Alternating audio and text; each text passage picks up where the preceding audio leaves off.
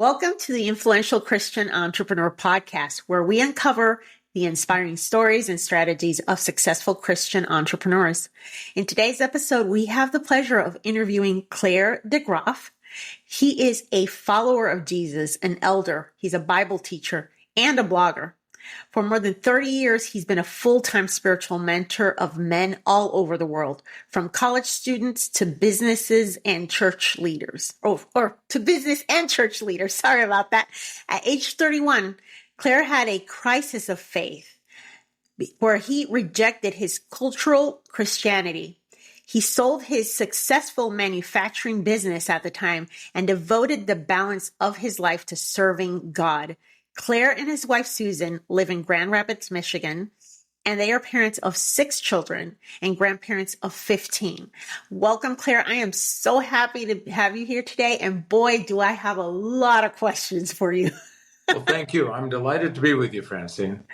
Thank you, Clare. So, the short conversation that I had with you, I think it was a month ago, was so insightful to me that I know that so many people, especially men of faith that are business leaders, or even men from any walk of life, are going to be able to resonate so much with what you have to say, and women as well, because I really got a feeling that after people hear your story, their whole perspective is going to change. And so first, I gave a little intro about you, but I wanted you to give us a little bit more insight of your background, of like where you're from, who, your family background, your upbringing. Can you tell us more about that? And when did you become a Christian yourself?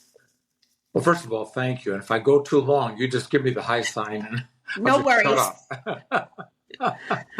So, I was born and raised in Grand Rapids, and I had terrific Christian parents who sent me to Christian schools, took me to church twice on Sunday.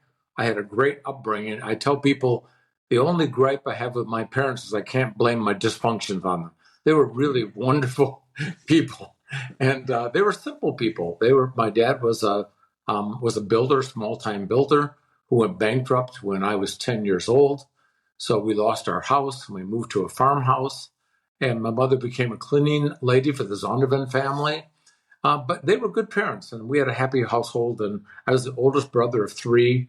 And but sometime about middle school, I got this idea that I would never be anything. I would never be happy unless I had money to do whatever I wanted to do. My parents had no ambition. I shouldn't say that. That's not true. My parents didn't care whether I was a surgeon or a plumber, as long as I was happy, I loved God, and was kind and generous to other people. So they didn't push me at all. I pushed myself. Whatever strong will and selfish desires were homegrown. And so I joined Boy Scouts when I was 12 years old, and was an Eagle Scout in 4 years. And so I back in Boys Life magazine, there were things you could sell, and so I sold greeting cards and calendars and rubber scrubbers and over-the-door hangers. And by the time I was in 9th grade, I thought I could sell brass knuckles to Gandhi. So I was just this little Richie Rich, selling everything and just selling myself. And I actually I saved enough money from working part-time jobs to begin traded stocks at Merrill Lynch, Pierce, Fenner, and Smith when I was in 9th grade.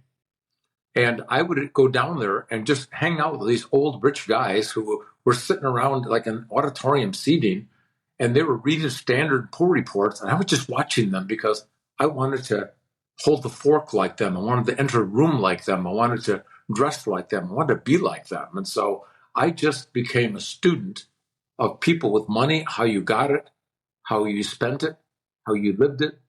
And so it was crazy. My parents, didn't pay much attention to me because we were kind of free-range children. As long as I was back for dinner at 5, they were happy. Yeah, the way it used to be, right? So sometime when I was in middle school, high school. My dad had an opportunity to buy a small manufacturing company from my grandfather. In fact, we called it the shop because he only had 6 or 8 employees. It was just a small machine shop, and we made parts for office furniture that make the screw in the olden days and a nut that made sure office chairs go up and down.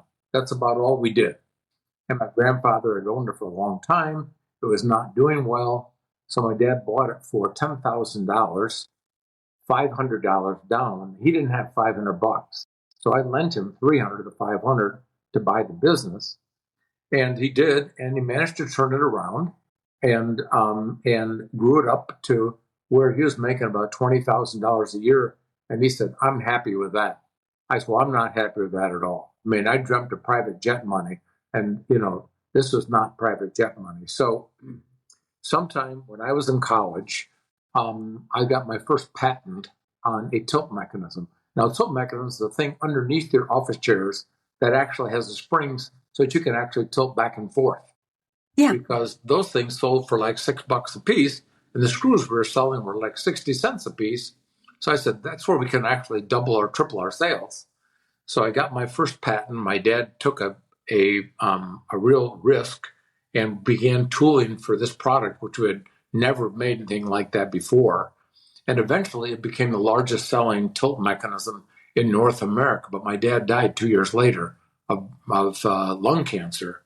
And so I was all alone, 22 years running the company. And I just poured everything into that company. I'd sit in church and think about work. I'd lay on the beach and think about work. In the shower, I thought about work. By the time I was 30 years old, we had 175 full-time people. We had a 100,000 square foot plant running 2 shifts. I was building strip malls. I was actually chartering jets, and my wife and I would fly to Chicago for dinner and back that night. We bought a cottage in Lake Michigan, a Mercedes in the garage. I mean, life. And this is before you were even 30. This is before you were even 30 years old. Yeah, 30 years old.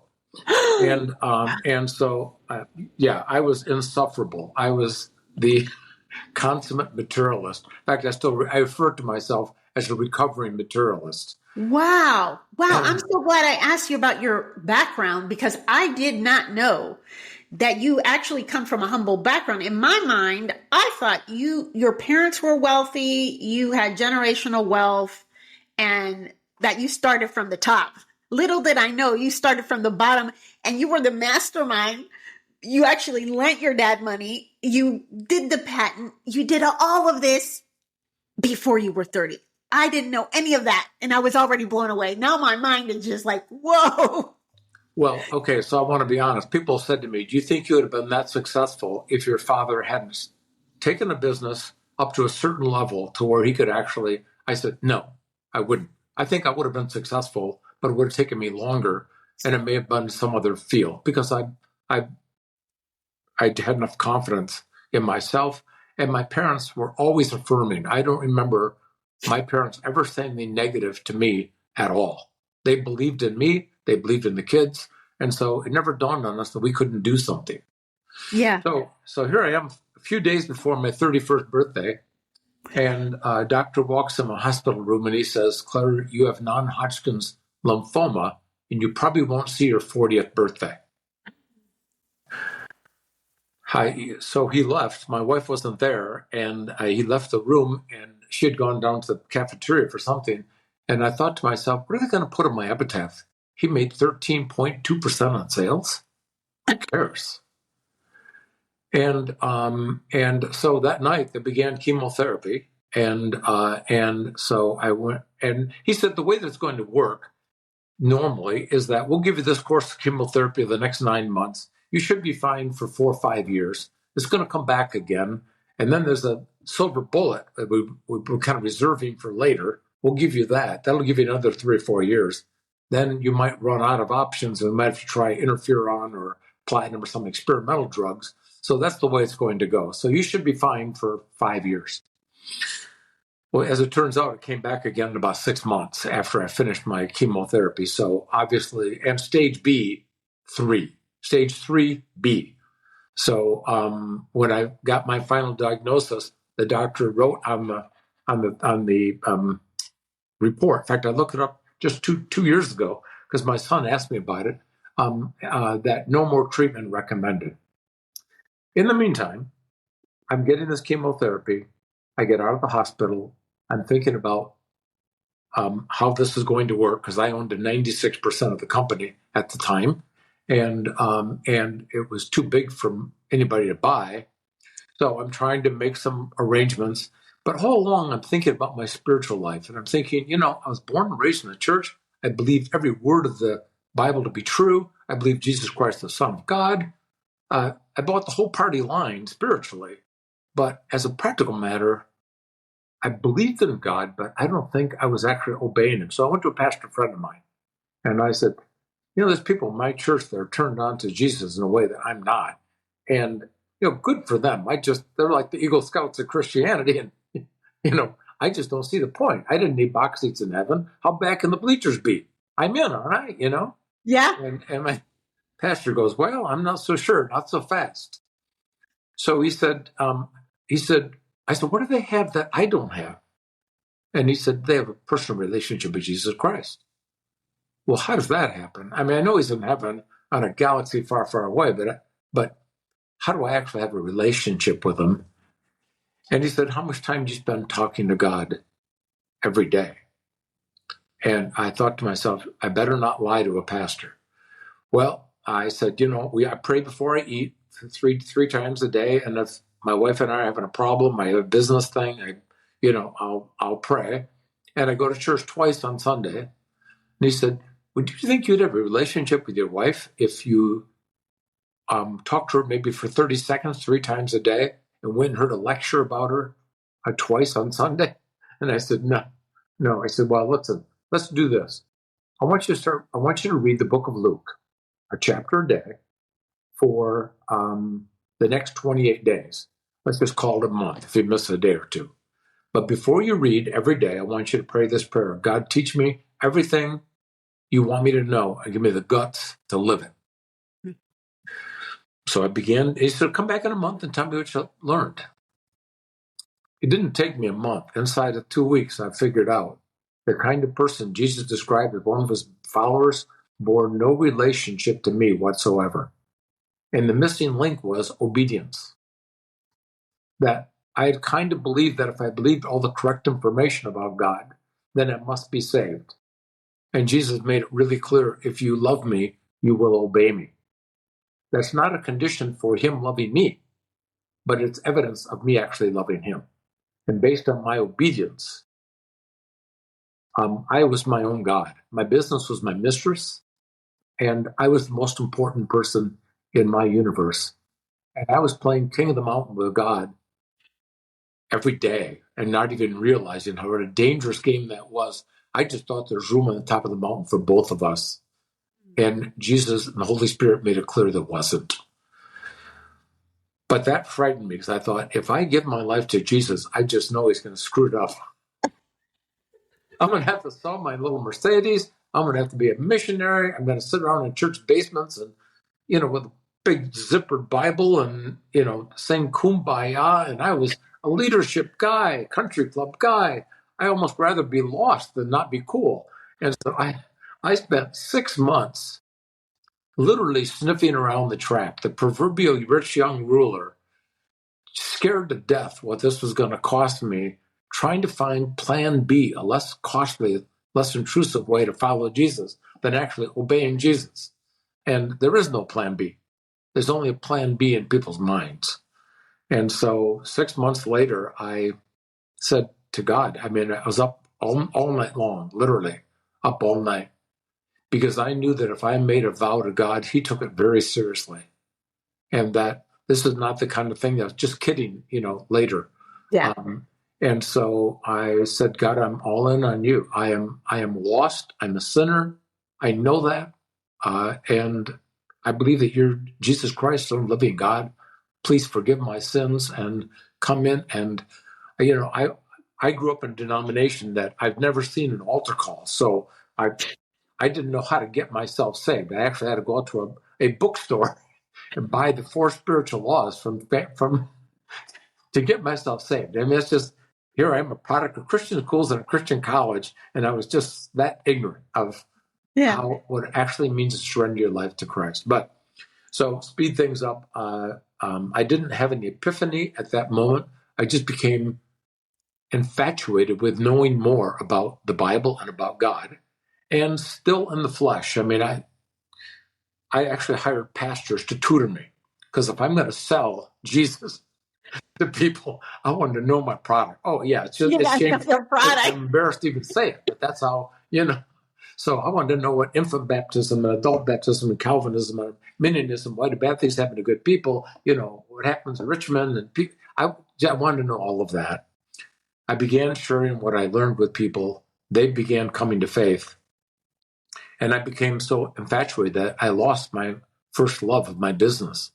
And in 1983, my management team came to me and said, you ought to sell this company because your head's not in here anymore. And I said, you're right. And the only company I wanted to sell to was on the New York Stock Exchange. And they owned a competitor of ours, smaller competitor, but they had a good reputation. So 1984, I was 35 years old. I sold to a company on the New York Stock Exchange. And when I when I did that, I couldn't talk to anybody ahead of time. Mm-hmm. Even my mother didn't know, because SEC requirements are no disclosure to anyone. So people woke up the Wall Street Journal that I owned 5% of a New York company. The scary part is I actually had private jet money, and it scared the wits out of me. And I took no work contract, because I said, because I was 35 at the time, if I'm going to only live another 5 years, I don't want to spend the rest of my life filling out expense reports. So they said, well, we'll give you a couple of $1 million more I don't need the money. I didn't sell for the money. I don't need the money. So I'm done. And so that was an interesting thing, because for the very first time in my life, I went through depression. Wow. Because I didn't know who I was with the identity of my company. Mm-hmm. I had my theology straight, but my heart did not read theology books. And so I went through about 6 weeks of depression, and I couldn't tell anybody about it. I'm driving around now brand new Mercedes S-Class, and I've got all the money I would ever need. I was done with chemotherapy and feeling good. I had a great family, great marriage. What do I tell people? Yeah. So I kind of had to go through that period of time, but that was good for me to do. But one of the things my wife and I did when we sold the business, I was spiritually mature enough to know that, yes, I did have private jet money now, but that would only tempt me in ways that I didn't trust myself. So we decided to take the majority of the sales and put it into a foundation so I couldn't get my hands on it. And because I noticed too many other people selling their businesses or retiring and just making the purpose of their life, killing time pleasantly in warm places, buying more boats and more, and we had plenty of money to live well on. And so we just decided we needed to paint ourselves into a corner financially and make it not possible for us to have a third home. We have a wonderful, great cottage on Lake Michigan. We got a beautiful home. We have no mortgage, so we're fine. But we really couldn't afford right now. We couldn't actually afford a third place in Florida unless we cut back our standard of living a lot. And that's fine. I wanted to ask you, the purpose of that is to not spend money unnecessarily, but is it necessarily a bad thing for people that have the money to spend the money? They have it, and as long as they are doing other things, I guess, sacrificially giving and helping build a kingdom and sincerely following Christ, is it a bad thing to spend a lot of money? Maybe. So here's the way I'll put it. In fact, I was with a guy just this last 2 days ago from Indiana, who 20 years ago I met. And I was asked to lead a group discussion on money. These are all kind of wealthy people. And so the guy asked the question, how much should Christians give of what they make? And I said, that depends on your answer to this question. How much of what you own belongs to you? How much belongs to God? And I said, be careful. This is a trick question. He said, well, it all belongs to God. I said, then the question isn't how much you should give. The only question is, if you're Christ's ambassador, how much does he allow you to keep your embassy open? So, my people who worked for me never came and acted like it was all, Claire, how much money do you want back? I own this company. It's my company. Yeah. So I think if we're Christians and we're serious about saying that God owns everything, then we have an obligation to make sure that we don't spend money that other people, particularly fellow Christians, need it more desperately. I mean, if I'm driving through town and there's somebody sleeping underneath a bridge, maybe there's some reasons why they're irresponsible or whatever. But as a Christian, I don't think Jesus would just say, well, I really can't do that because I was looking at a new sailboat. Mm-hmm. So now it becomes a moral decision, not a decision of whether I want a boat or a car. Yeah. It's a moral decision. Do I want my needs taken care of or my wants taken care of? Right. Other than somebody else's needs.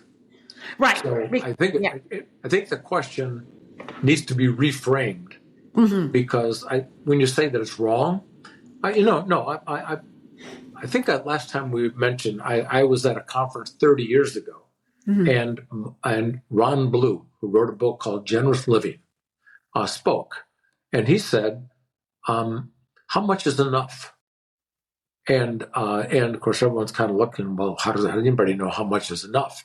And so he said, what I mean by that is that how much money do you actually need to live a decent lifestyle? And once you get that, why wouldn't you give all the rest of it away?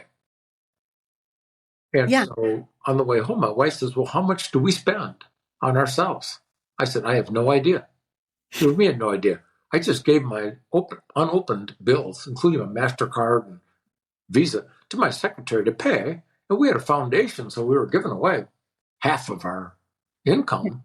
How can that not be good stewardship? And she said, well, it could not be good stewardship because we maybe could afford to live more simply and give more money away.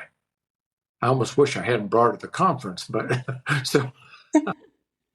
but I did. So I asked my secretary to do a little research, how much we made for the last 3 years. And she gave me the number. We prayed and fasted for the next couple of months. And ultimately, we decided to live on a third less than we were spending. Now, 5 Christian school teacher families could live on what we spent. So I am not the poster child for simple living. My wife and I live well. And, but I did know this, that while you can't always answer how much is enough, most people with money can live on less. Right. And to the extent that I live on less means somebody else gets more. Correct. So I can't imagine that isn't the will of God. Right. Yes. So I've taught that idea to a lot of people. Most people think it's a really nice idea, but I don't want to do that because I'm living the dream. And so, in fact, when I speak to groups, particularly young men or men that I'm speaking to, when I finish up and I'll say, I know exactly what you're thinking right now. What's that? I'm going to knock myself off the next 20 years like DeGraaf did, made a ton of money, and then I'm going to sell, and then I'm going to get serious about following Jesus and stewardship and everything else. And I said, that's like saying I'm going to go to college and binge drink for 4 years, and I'll stop when I get out. Materialism is addictive. And once you get used to a certain lifestyle, it's really difficult. In fact, I actually had to speak to a Focus on the Family group, wonderful group of about 100 major donors at a golf resort nearby a couple of years ago. And so I did kind of a chapel talk kind of thing. And I was talking about how much is enough. And one of the major donors raised their hand and says, well, how can you ever know how much is enough? And I said, I think I can talk to you boys as a peer. I doubt if you had any problem in your business figuring out how much is enough for everybody who worked for you. And you had no problem figuring out how much is enough for the ministry leader of a ministry board that you're on, but for yourselves, this is some unknowable mystery of the universe. No, you may not get it right within $100,000 or 50,000 or whatever that number is. But I can say this, you can live on less, and you ought to live on less. Now, the only question is how much. And you need to pray about and find that for yourself. I can't point to Hezekiah 8, verse 5, that tells how you should figure that out. So, I'm Wow. sorry. I've been talking too much. No, that's, because based on what you're saying, and I've always wanted to ask someone in your position to explain to me, what does it actually mean?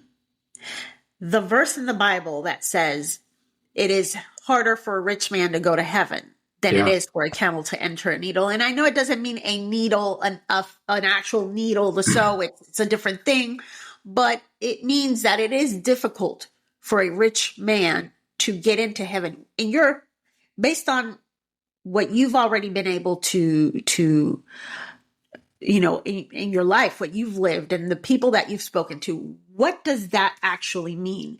And why is it that message, I think, is rejected by people who are wealthy? Yeah.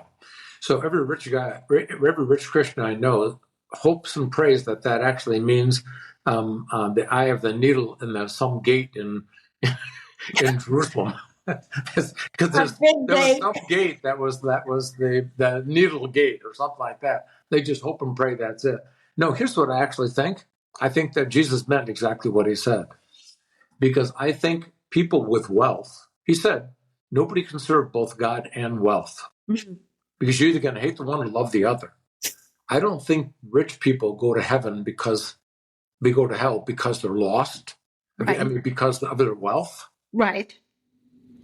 But based on how they made their money and how they spend their money and how they give their money, they've already indicated what their God is.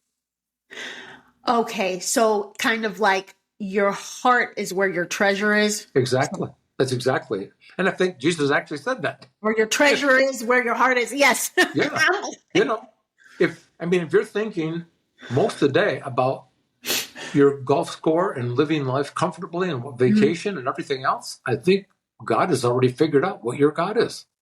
So he's just making a statement of fact, not a judgment. It's wealthy people, prideful people, whatever else, have made a self-judgment about I will follow me rather than Jesus. And that is because I'm doing pretty good. Clearly, I can figure things out myself. And I'm giving 10% of my income away, so how can that be bad? And 10%, I'll give 10%, and you're good, but they don't need anything, or they don't feel like they need anything. And maybe that's why it's harder for them to let go.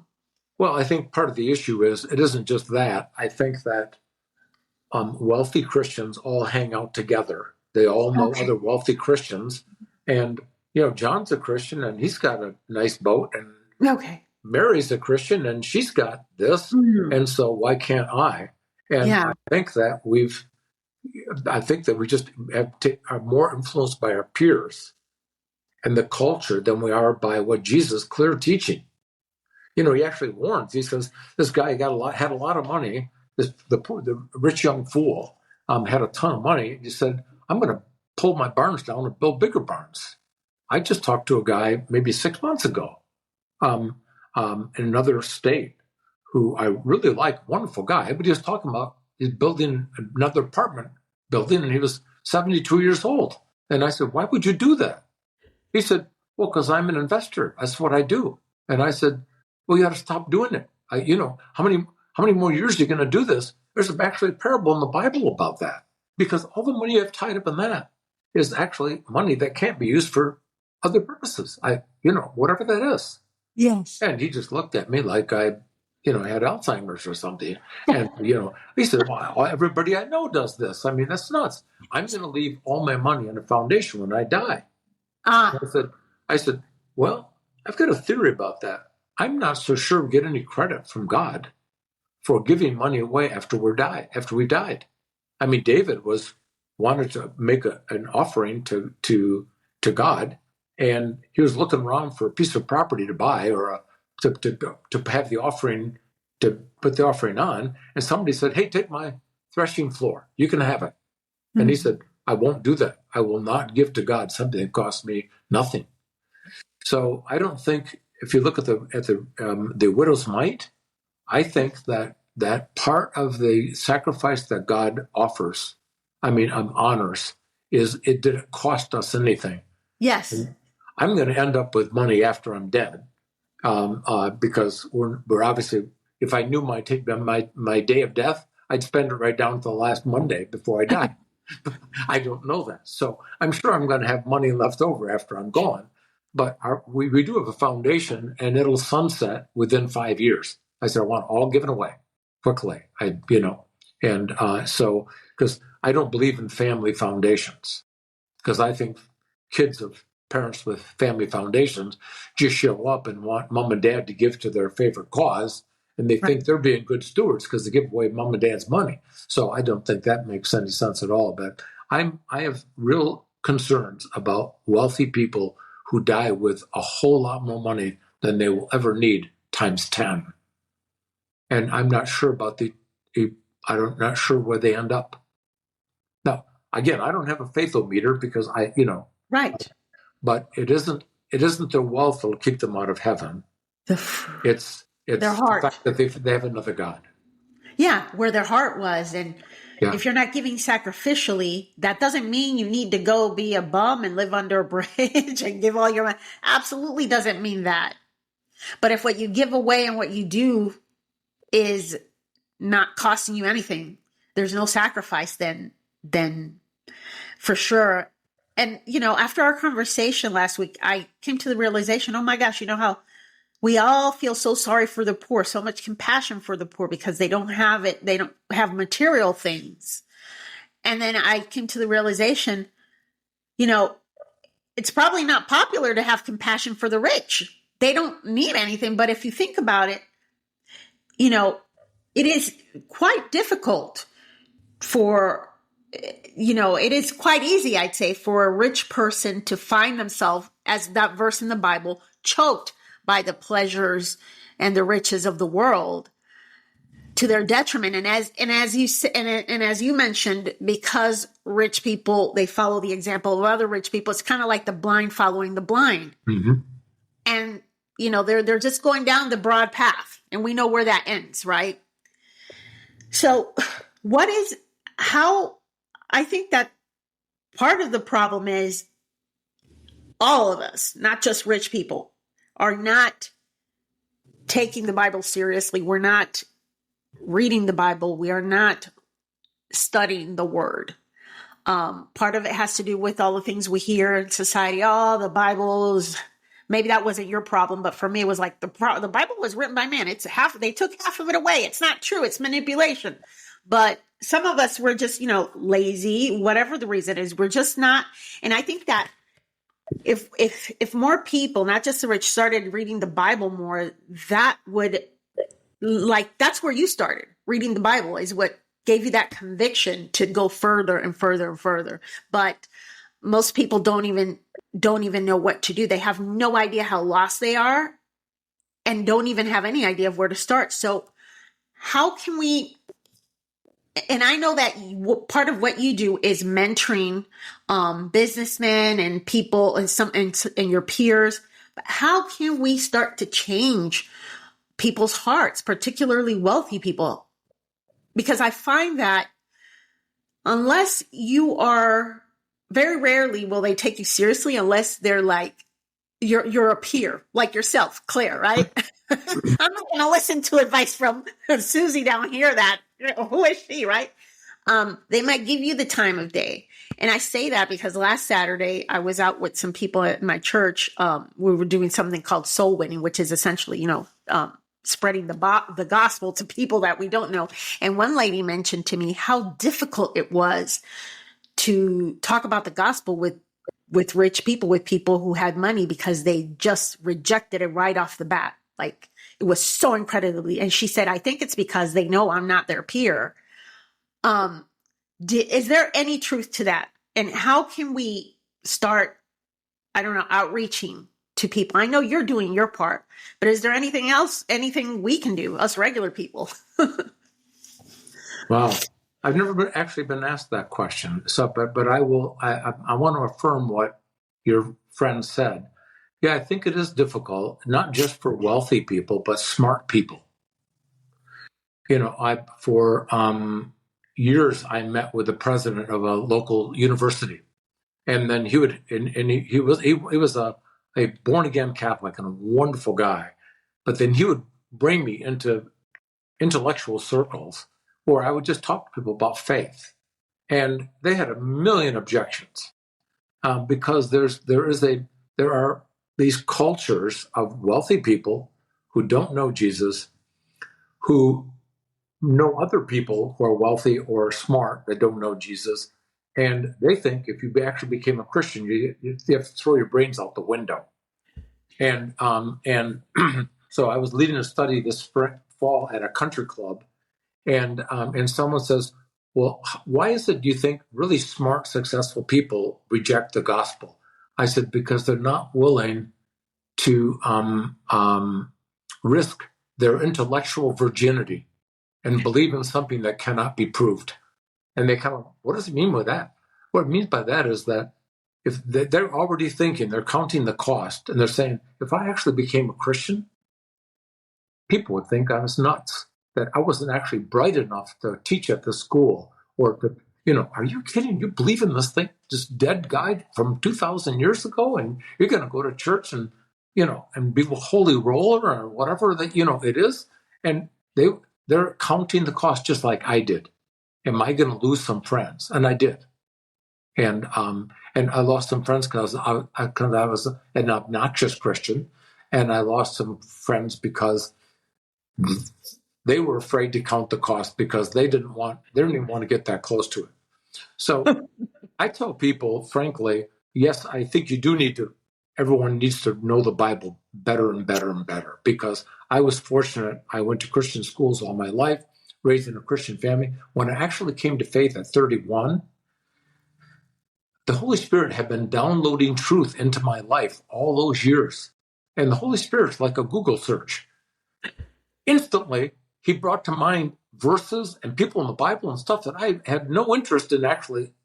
But I had all this, I've been downloading truth all these years. And so I think it's important that we do that. But I think the other piece of it is, I think we need to get out of our comfort zone and just meet people who are in need. So years and years ago, I started just driving. If I'd see somebody on the streets, a homeless person, a guy, I just park the car and say, "Can I buy you a cup of coffee or a sandwich?" Why? I'd just like to hear your story. I'd like to know why you're homeless. I'd like to, because we tend to just think these people are undeserving. They're a bunch of winos. We used to refer to them when I was younger. It's a horribly politically incorrect and unkind thing, but I did, call them winos. I just figured they were drug addicts. They were, the alcoholics, and, it wasn't worth my time. But when I would sit down with these people and most of these people had a normal family they grew up in. They had dreams and aspirations.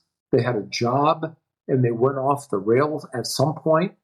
And my heart would break sometimes that I pigeonholed them as unworthy of my time and money. And people, so I'd maybe help them out. People said, "Well, aren't you afraid they'll just waste the money?" I said, "You mean waste the money like I do on an expensive vacation, or waste the money I do driving a really nice car, or going out to movies or fine dinner? You mean that kind of waste?"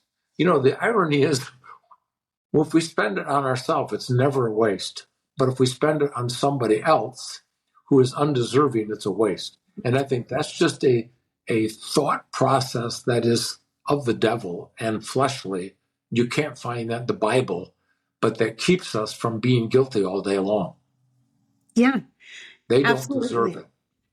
So rich people need to get out more. They need to people aren't rich. Yes. Without worrying about, but I know that if I start meeting with these people, they're going to ask me for money. Yep, yes. That's probably true. I'm going to probably feel guilty because I don't want to help them out. Yep, that's going to happen. Mm-hmm, mm-hmm. That's interesting, because we all know that the reason rich people hang out with rich people is because they don't want to hang out with broke people, because broke people have nothing to offer them in terms of material things. They don't want to take that risk of, well, I now will say all of a this, sudden, though.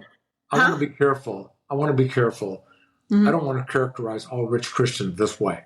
I know many. In fact, just yesterday, I took a wealthy guy through a mobile home park that we want to rehab and make it nicer. We want to put some affordable housing into there. And he said, "Oh my gosh!" He said, "Could I take my wife through next week?" I said, I've actually never actually considered this myself. And I said, "Well, here's what I'll do. I'll spend all the time with you. I will never ask you for a dime, because I don't want you to be wary. But if God says to you, you need to get involved, I'll be happy to help you do that." And he said, "Wow, that takes the pressure off from me." And I said, "Well, actually, it put the pressure on you." But you just don't get out enough. I want you to try to understand this culture that has amazing needs. These people are not just a bunch of winos. These, particularly homeless families in our county where we live, 83% of homeless families have one full-time job. And that just shocks people. But so I just think we just need to get out more. And I know some incredibly generous, kind, wealthy people.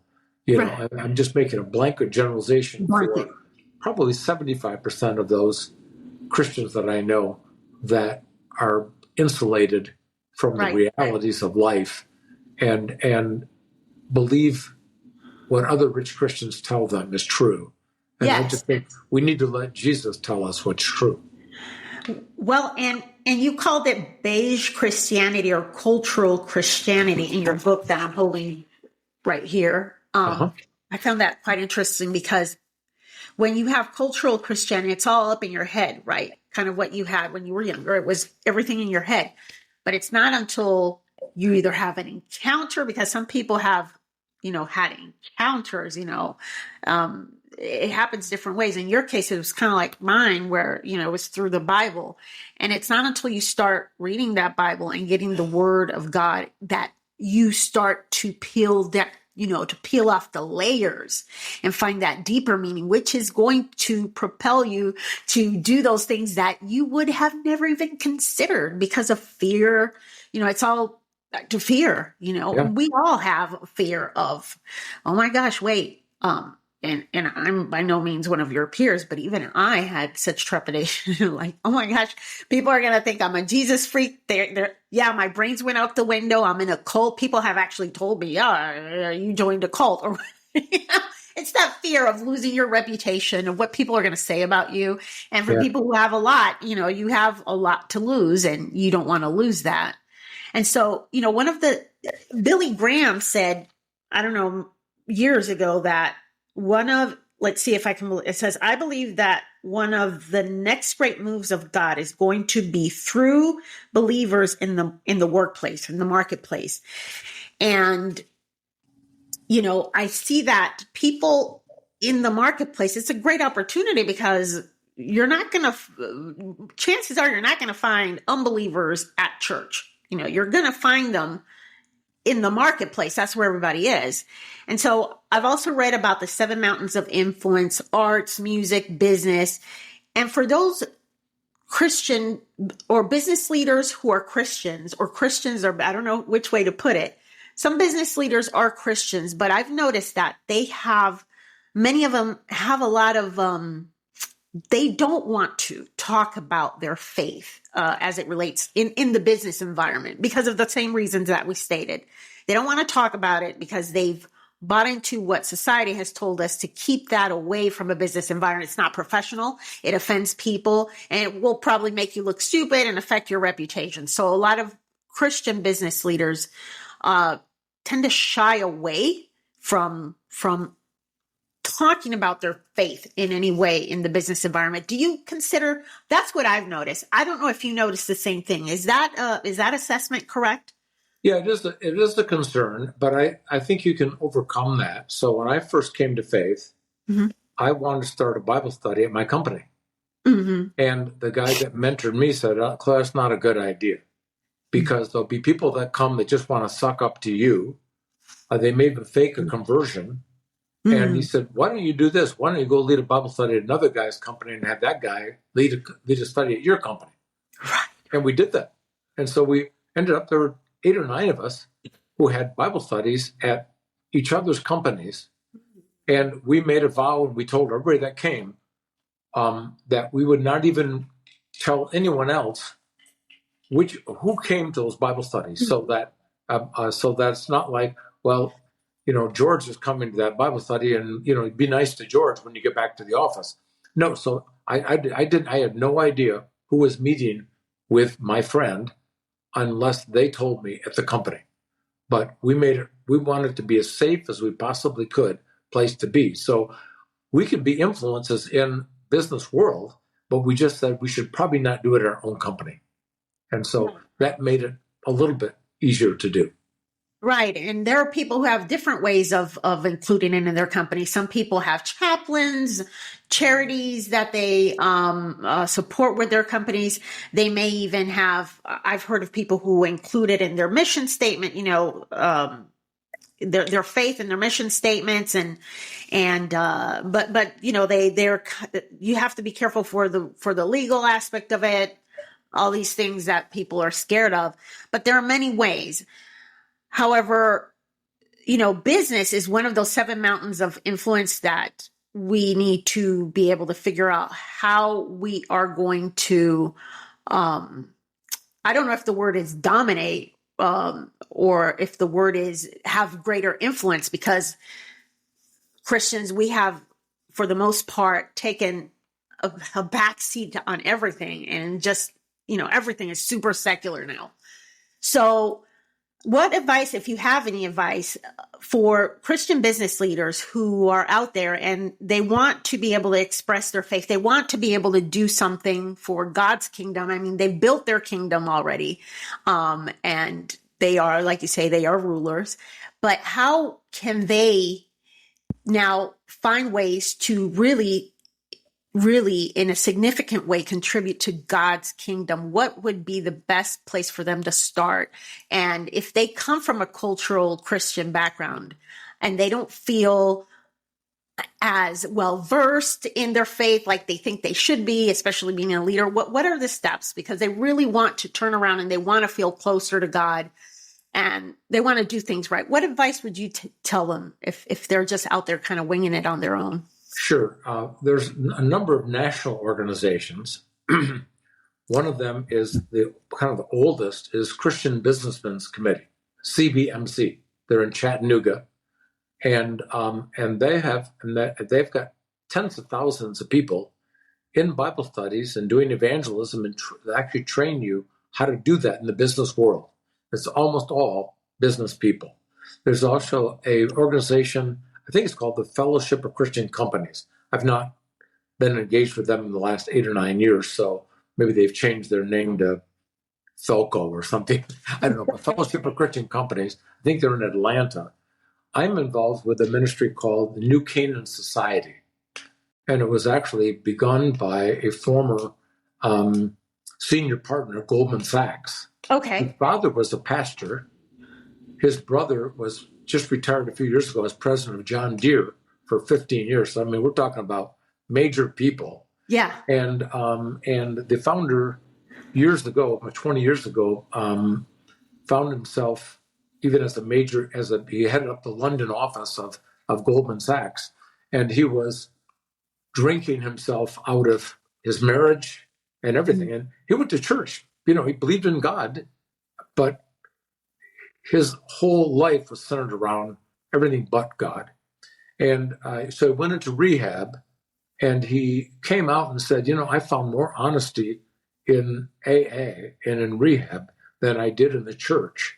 Mm-hmm. So he started a thing in his home in New Canaan, Connecticut, and he invited people to come, and he asked men to simply share their failures in life, week after week after week. Inside of 2 years, he had over 250 men coming to his home every Friday morning. They had valet parking in a church nearby. And somebody said, you ought to start a national ministry. And so he started that. And there's chapters all over the United States. All over. New Canaan Society. I've heard of them. They're on LinkedIn, I believe. I've seen some of their stuff. Yeah, and it's really quality stuff. These are leadership guys who are unashamed to be followers of Jesus. And it's peers teaching peers. And it's primarily, each chapter is a group of older guys. We call ourselves the geezers. And then we invite non-Christians or young Christians to come to our meetings.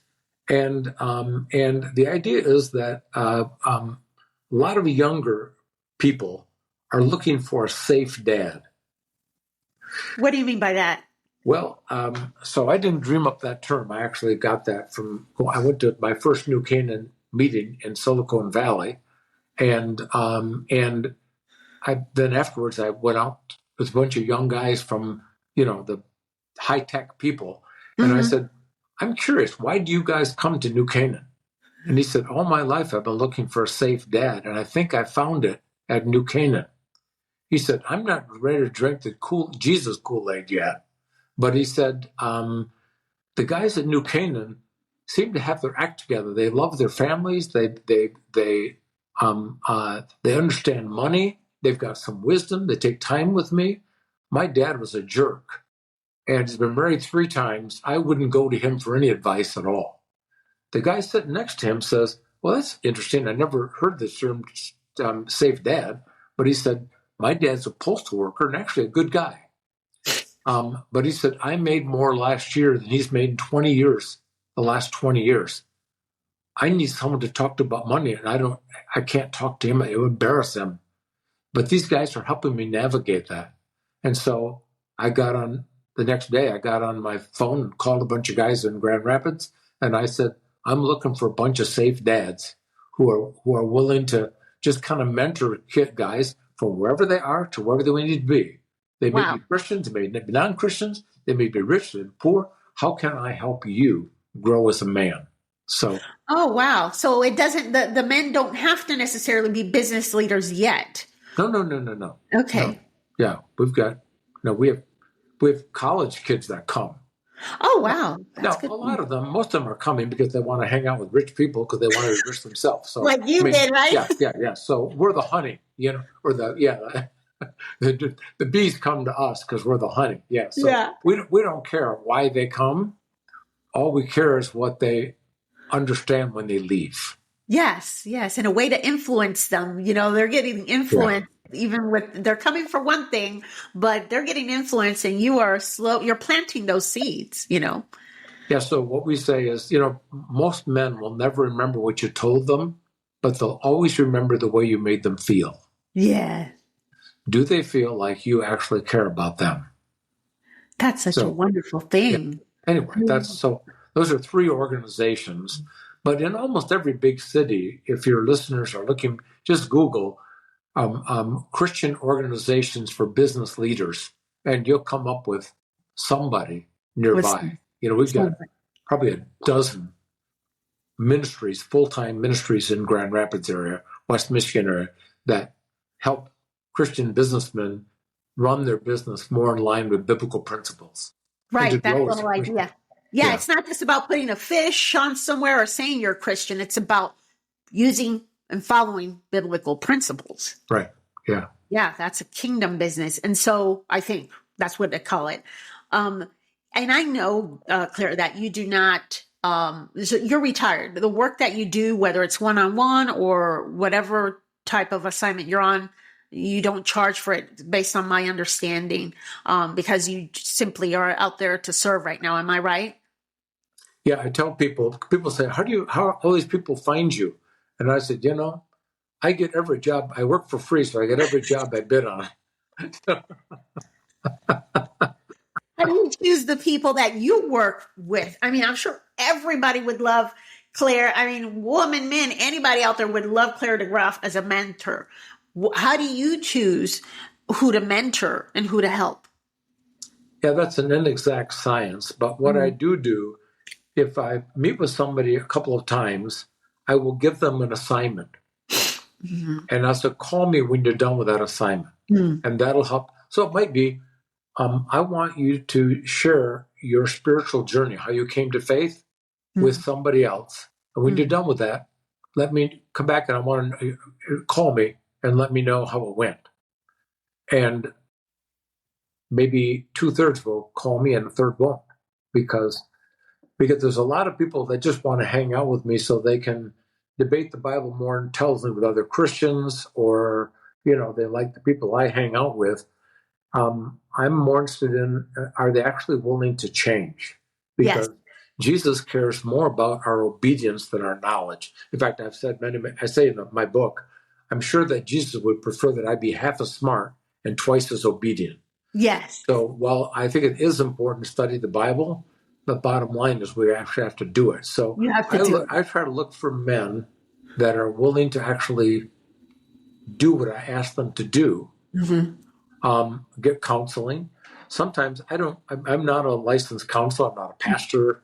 I haven't even graduated from college yet. I flunked marketing in college, so I'm still 4 credits short from graduating. Anyway, but I do emotional and spiritual relational triage. So I'll have people that come in the door and say, my wife just found out that I had an affair. And we'll kind of talk through that. And I'll say, I've got a counselor who would be wonderful. And if you need a lawyer, I've got somebody who will not take you as a client if you divorce your wife. He will only defend you if your spouse is divorcing you, but he will not divorce your spouse. Right. He's a Christian guy, and he's got a theology of it. So I've got a whole group of psychologists, doctors, family counselors, attorneys, accountants, who I can send people to if I can't help them. Right. And I don't do business counseling anymore. But if somebody comes to me and says, I just don't know much about the Bible, that's a hot lead in my business. And so that's a hot lead, yeah. So I think I can do that. Or I'll say, you know what, I'm going to introduce you to somebody who I've worked with for a long, long time. And he can actually do that. He's got the time to actually introduce you to Jesus, because part of my thing, I don't teach the Bible in terms of Bible study. Right. My forte is, how does following Jesus work in real life? How does it actually work on the ground? What does that mean in your marriage? What does that mean in your business? What does that mean in your church? What does that mean relationship with your kids and grandkids? So I'll leave that Bible study to other people, as important as it is. I want to help people understand how it actually works. Right. How to implement the practical part of it. The practical part of it, because I think we can get so caught up in the spiritual piece, people don't know how to actually put it into action. Right. They get stuck. They get stuck. And if you get stuck, you eventually get discouraged. Yeah. Sure. Yeah. For sure. And you said a few minutes ago, there's probably not that many non-Christians in the church. I think there's actually more than you think. Really? There's a lot of people who are Christians, but I had a young man about 12 years ago who I brought to lots of evangelistic meetings that got no place. And he found out he had cancer. And I was sitting at a Starbucks, and his wife called me, says, "Is this Clare DeGraaf?" And I said, "Yes." "Bruce is in the hospital, and you just told he's got like 1 year to live, maybe. And I understand you've talked to him about the Bible and stuff. Would you please come talk to him? And he wants to talk to you." So again, that's a hot lead in my business. So I went over to the hospital, and his wife says, "Listen, I'll let you talk to Bruce alone, because I'm really not into religion." And I said, "Well, I'm glad, because I don't want you to be religious." Right. And she said, "Well, I thought you were." That's why I said I was, but I'm trying to recover from being a religious person. "Well, what are you?" I said, "Well, come in the room. I'll tell you what I am." And I told her I'm I'm trying to be a follower of Jesus. It's a different thing. Well, what is that kind of thing, Yeah. Don't we have to go to church? I said, "Well, I think you'll want to go to church when we're done, hopefully, but that's not a prerequisite for you coming to faith." Yes. And so it was an interesting dynamic, and I started taking him to chemotherapy because his wife worked, and the day before he died, he gave his life to Christ, not to me, but to his sister, who was kind of an ultra Christian, the kind of Christian he didn't want to be, because I don't want to be a Jesus freak, Yeah. But his wife never became a believer. But my point is this, that I think that you just have to make who you are known to a number of people. I said to people, I want to be the third or fourth, we're the top 5 people that people have on their Rolodex back when you had Rolodexes. When their life falling apart, I can call Claire. Yes. And great. That's all I need. So I want to be like a spiritual ATM. I'm always open, but you may not need me till next year. Wow. And so it's word of mouth. How do people even know you exist? Like, how do they bump into you typically? Is it just somebody sent you an email, knew about you? Do you speak? I know you have a blog. Is it people just bumping into your blog? How do people just find you? Yeah, the blog is claredegraaf.com. And that's how people find you? Or typically? the 10-second rule. Yeah. So, people, I do a lot of speaking. I've been doing this for 40 years. I haven't had steady work in 40 years. Wow. Yeah. So, I get a lot of places, and because I don't charge for speaking, I get asked to speak. And so, it's kind of word of mouth. I don't advertise. I'm not looking for more work. I need to do.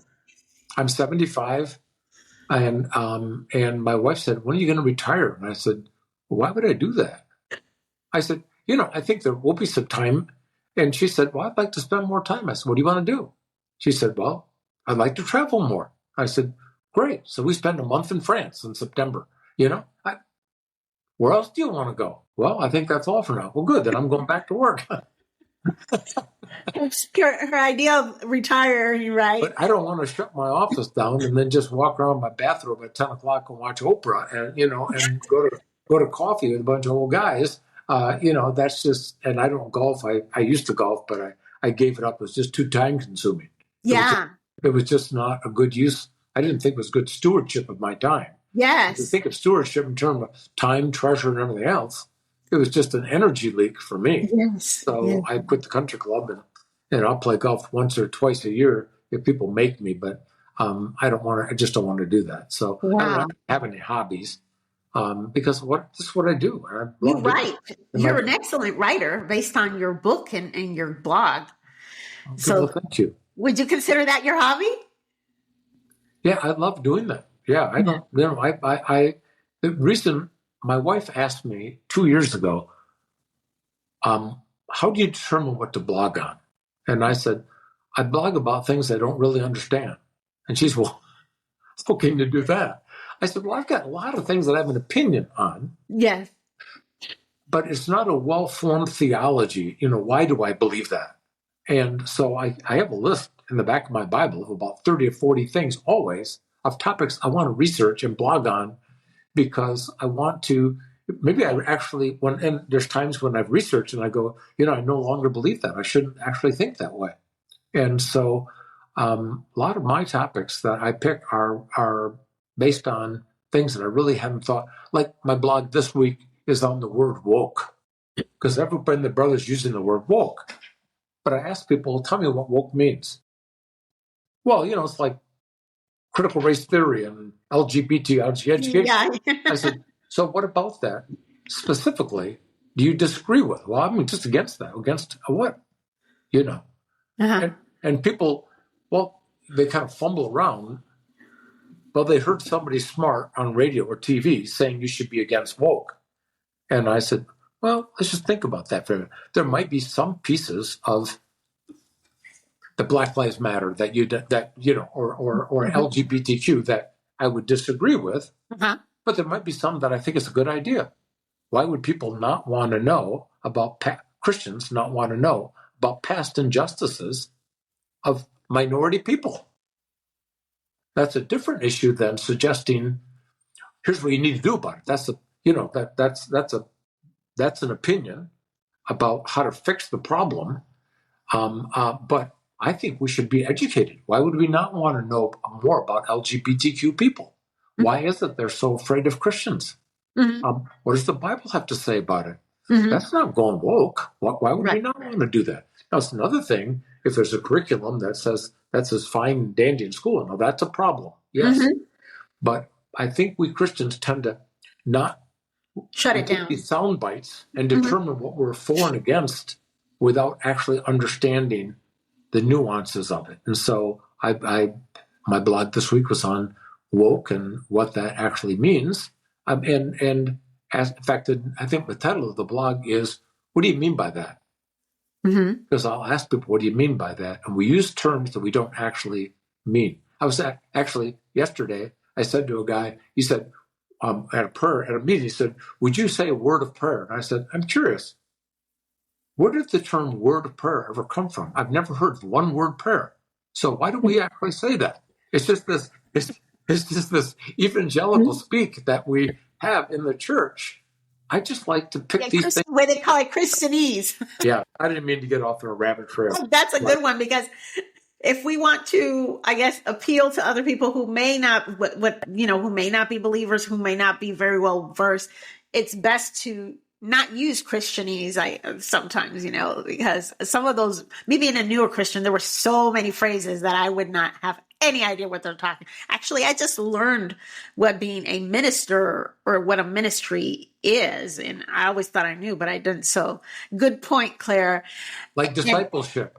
Think about that. We use discipleship in the church. Nobody outside of the church knows what disciple is. Knows what it is. That's just some young guy with sandals that walks around. Jesus. Why would I want to do that? Totally. That is so true. Like, it just goes over people's head. So we should use other words and simplify it. Yeah, I use spiritual mentoring. Yes. So I tell people I'm a spiritual mentor. What does that mean? Everybody is spiritual. Yeah. Everybody believes there is some truth or something outside of themselves. They may not believe in God, but they'll believe in goodness or kindness or whatever it is. Everyone is spiritual. I just want to help them figure out what it is that they actually believe now, and I want to present an alternative spiritual reality to them. And it could be meeting with a pastor who has a control and anger problem, and people of the congregation have sent him to me. And I'm gonna spiritually mentor him because he's not being a very spiritual pastor. He's teaching the correct information, but he's behaving poorly. So spiritual mentoring, I think, is a far better term, and most people actually would like to have a mentor. Right. Yeah. Right. They don't want to, if they don't know what we're talking about, they don't want to become disciples. Like, what is that? Like you say, I got to wear sandals and become a hippie. No, I don't want to do that. But spiritual mentorship makes sense to almost everybody. So that's really smart. And this book, The 10-Second Rule, I am, I guess, 1/4 of the way. And it is an excellent book to all the listeners. It's called The 10-Second Rule, Following Jesus Made Simple. It's exactly what you're talking about, how to apply it practically, how to implement it instead of just talking about it. And it's just a really easy read, really simple, funny at times. I find it, quite humorous, and it's something that you can read over a weekend. Clare DeGraaf, and you can find it at, I think I bought it on Amazon, but they can get it on your website as well. Right? No, we don't. I don't sell it on my website. Okay. I don't think. I haven't been on my website in years.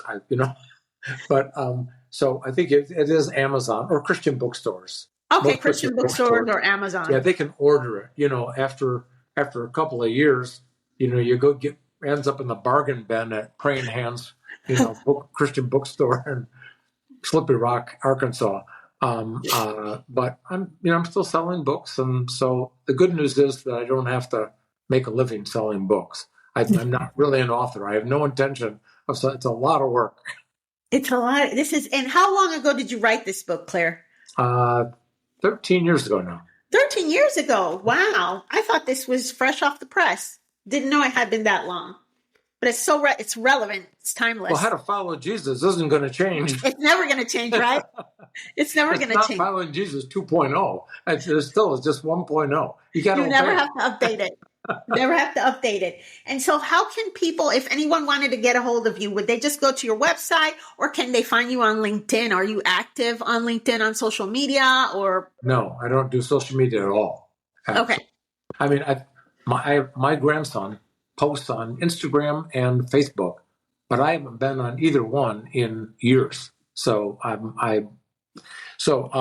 just Google Clare DeGraaf. I will be the first couple of pages that come up because I have an unusual name. Yes. So it's not that I'm famous. It's just that there's not many mothers have stuck their kids with a Clare DeGraaf name.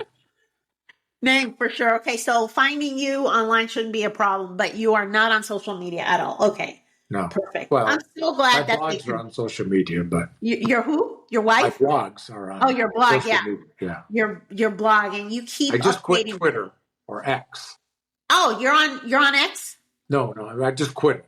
Oh, you did? Okay. Yeah, it just got more complicated than it's worth. So if people want to find me, they can find me, and yeah. I'm not wild about social media only because I think it creates it feels like community without actually being community. It's better than nothing if you're lonely.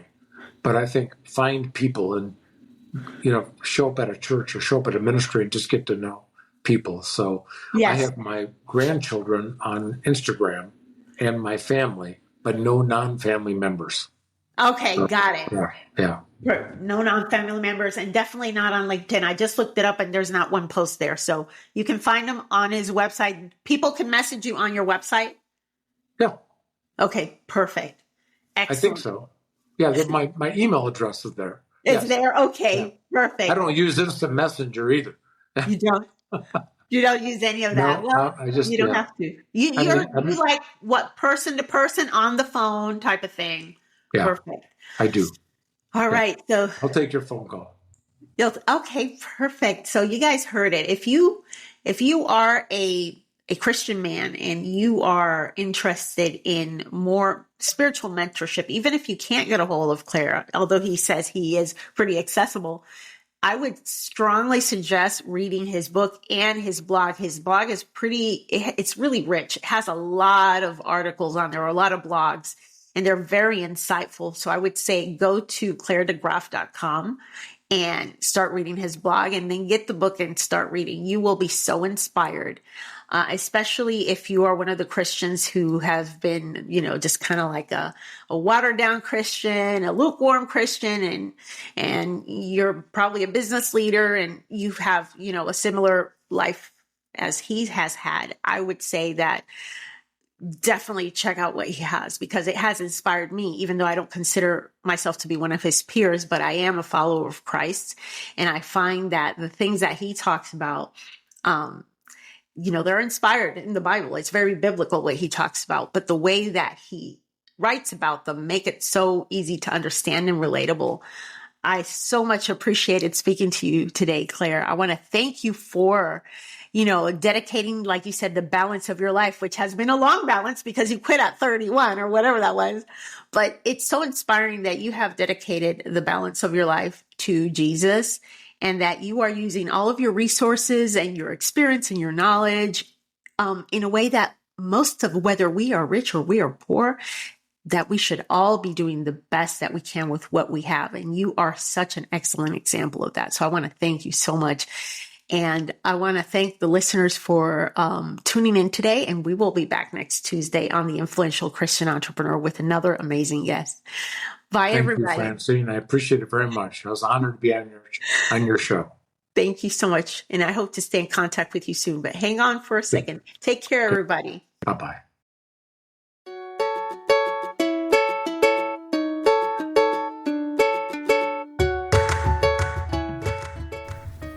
Hey there. Welcome to The Influential Christian Entrepreneur. I'm your host, Francine Sinclair. I've been around the block in the entrepreneurial world, creating and repurposing social media content for experts and CEOs. I know firsthand how it can feel lonely, especially when you're mixing your Christian faith into your business life. So I figured, why should we go it alone? Who said that faith and business can't mix? And that's where this podcast comes in. Join me as we meet influential Christian entrepreneurs who are showing us how to blend business and faith in a way that works. We're here to prove that you can express your faith without compromising your business success. On The Influential Christian Entrepreneur, you're not just listening, you're part of the gang. So let's start this journey together.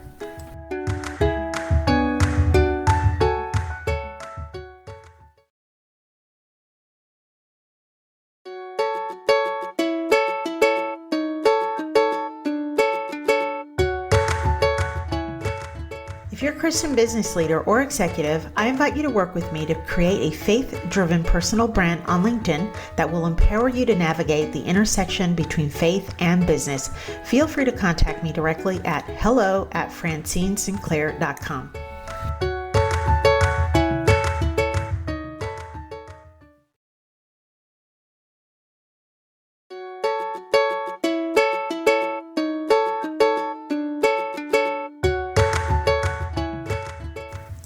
I want to thank you from the bottom of my heart for listening today.